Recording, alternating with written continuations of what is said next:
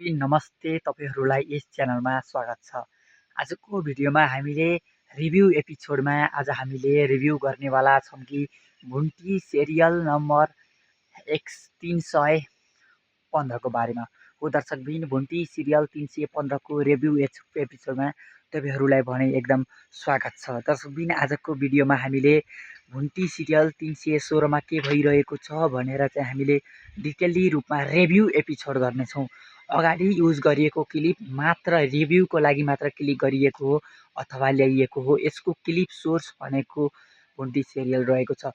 दर्शकबिन, भुन्टी सिरियलमा भने जसरी एउटा राम्रो घरबारलाई चाहिँ उनीहरूले उजागर गर्ने प्रयास गरिरहेका छन्, भुन्टीलाई भने भूपेन्द्रबाट छुटाउन प्रयास गरिरहेका छन्, जसले गर्दा चाहिँ उनीहरूको सम्बन्ध चाहिँ अब पिथिल हुन गइरहेको छ। भूपेन्द्र र भुन्टीको सम्बन्ध अब डिभोर्समा पुर्याइएको छ।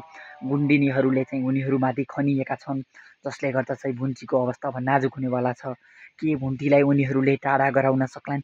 के भुन्टीप्रतिको माया र भूपेन्द्रप्रतिको माया के उनीहरूबाट अलगिएला?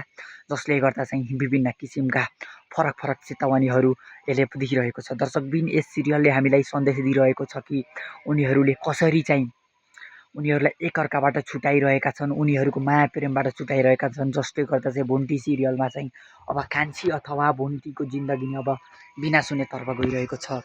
हो दर्शकबिन, यसले गर्दा चाहिँ भुन्टी अब पिरालोमा परिरहेकी छिन्। कतै उनीबाट के भूपेन्द्र टाढा होलान्? भूपेन्द्र पनि निकै अब बिरामी अवस्थामा रहेका छन्।